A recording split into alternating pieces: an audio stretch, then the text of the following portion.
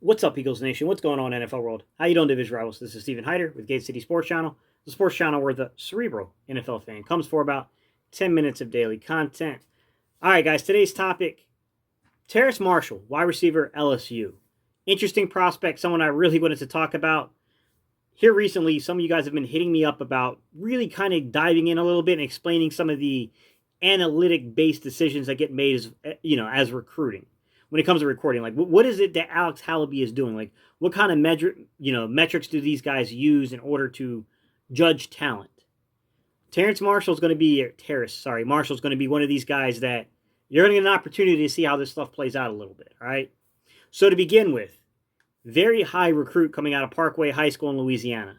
He was a 5-star recruit by some recruiting services, and he had the likes of guys like LSU, obviously, Florida State, Texas A&M, and Texas were all heavily invested in his recruitment. This was a very big recruit, guys. So there's a lot of expectations surrounding this young man coming onto campus.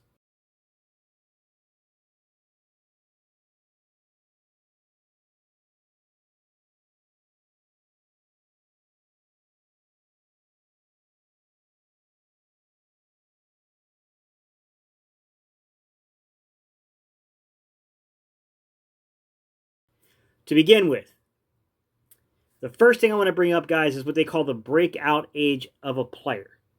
If you guys remember, I told you in the scouting community, there is a belief that early production translates well to NFL production, early production in the NFL. The reason being, guys, is if I had to put it in very simple terms, is that they think the jump from high school to college and having early success will, generally speaking, translate well between the jump from college to professional sports, NFL, and having success. That's the underlying kind of theory behind it. You have to get into some predictive models. You got to get into some of the deeper analytics and statistics to really know how that stuff really works. We'll do that in a different video, guys. I'm not going to do that right now.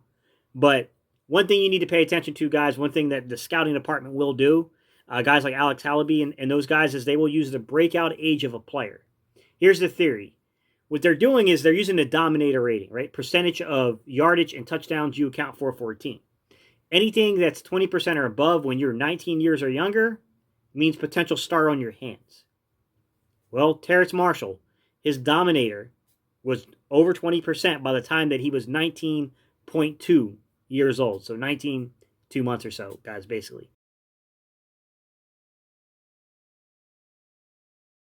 Thinking about his neck. The way it was twisted on that one play. Here's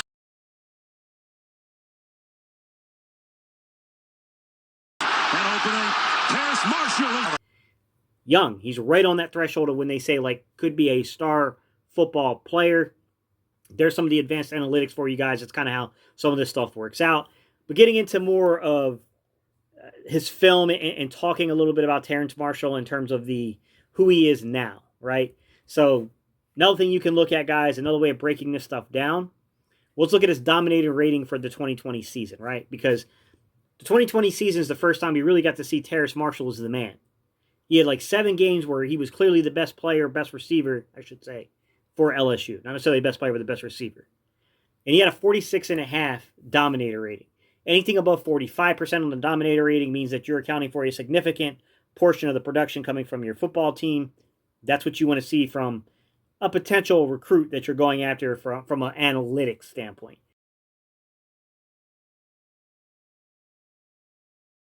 His career game was against Mississippi State last year.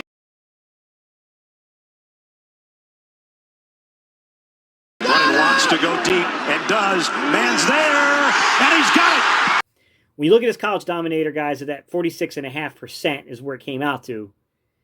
He's on pace. 19.2 years old for a breakout age, 46.5 college dominator rating, kind of for the 2020 season with him being the man. Problem is, it was a shortened season. So you're talking about 7 games. You can see how this year in particular, I almost don't trust advanced analytics in particular this year. I think you got to be a little careful with the advanced analytics this year in particular. I think you need more to consult with the film than to pay attention to some of these like analytics. The last thing I'm going to bring up from a college analytics standpoint is basically when it comes down to the yards per route run, anything above a 2 is really good in terms of your yards per route run. And when you look at a guy like Terrace Marshall, he was well above 2. I think he was like a 2.9 something on his yards per route run, guys. I mean, that's a really good rate. Like he's definitely not a check down Charlie, if you will. Like this is a guy that all the advanced analytics are kind of supporting him as an idealized like late first round, early second round pick, to be quite honest. And you even look at something like the success rate against man coverage. He had like an 81% grading. It's pretty good, guys. Anything above 80, you're in solid company. So from an advanced analytics standpoint, this is a guy you're really going to like.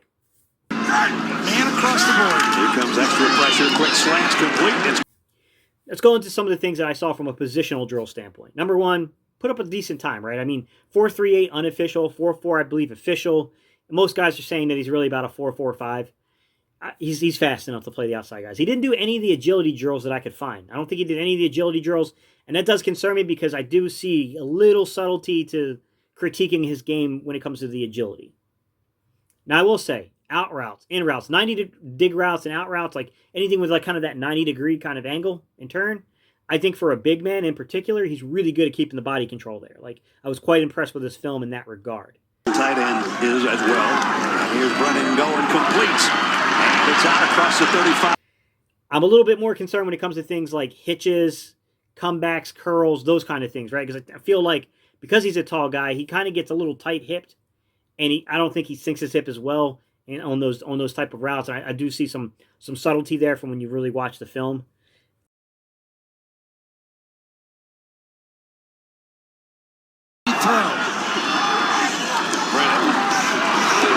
Fires. Little issues here, little issues there, guys. Definitely, though, a guy like when you break down the film in its entirety, this is a guy that he's going to do well, I think, in the league, guys. I think he's going to be quite good in the league. Looking at his numbers, I love the fact that this young man really played well at all three phases of the game. On the short, the intermediate, and the deep routes, guys. He had 37 passing attempts with 25 completions, basically, or receptions on the short routes. On the medium routes, 12 receptions against 17 attempts. Pretty good. Deep routes, he was 6 of 8. And he even had 5 of 5 on the underneath or behind the line of scrimmage stuff from the 2020 season. They really used this young man in all of the phases of the football game.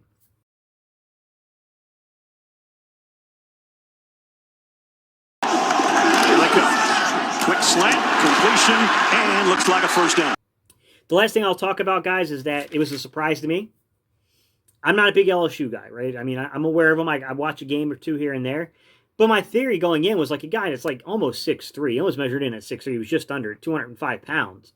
I thought this guy probably would play a little bit more of the role that we saw from, Jamar Chase than the role we saw from Justin Jefferson. But in reality, he played more of the actual Justin Jefferson role from the slot this past year than he did the Jamar Chase. But the young man lined up at all three alignments, okay? He played as a boundary side X receiver, he played as a flanker, and he also played a lot of it, actually, from this past year, as a slot.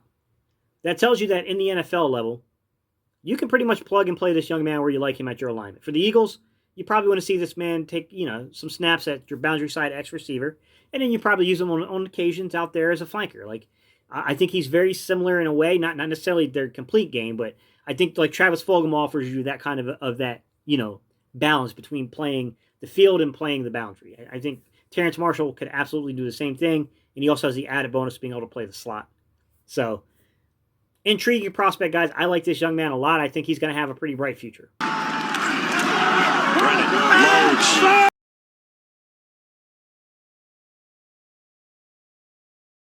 Goes to the end zone. One-handed catch. Let me know your thoughts down below, guys. What do you think about Terrace Marshall? I like the fact that, like, you look over his last, I want to say it's like 19 games, or let me take a look at my notes here, guys. Over his last 19 games, Terrace Marshall has averaged, or he's put up 23 touchdowns over 19 games. Look, there's a lot to be intrigued about Terrace Marshall. I definitely get the hype around this young man. He was a highly recruited player coming out of high school. He's got early production. He's got all the advanced analytics under him, and his film's pretty good. He's not the most athletic guy. If you put this guy up next to Elijah Moore or Jalen Waddle, he's not going to look athletic at all. But when you compare him to other big men at the position, he's far more athletic than some of those guys are. So I like Terrace Marshall a lot, but let me know your thoughts down below, guys. Tell me what you think. Terrace Marshall and then Rashad Bateman are the two guys that I think for me personally, they add a lot of intrigue to what I think they could be in the league. And I think these are guys that might go higher than people suspect, right? I think Terrace Marshall is very, very likely might be a first-round, back-of-the-end first-round pick. And I think Rashad Bateman has the potential to be a top 20 pick. So we'll see kind of how it goes. But those two guys in particular, they spike my interest, guys. All right, y'all. I appreciate y'all tuning in. I will see you on the next video. Peace. I'm out of here.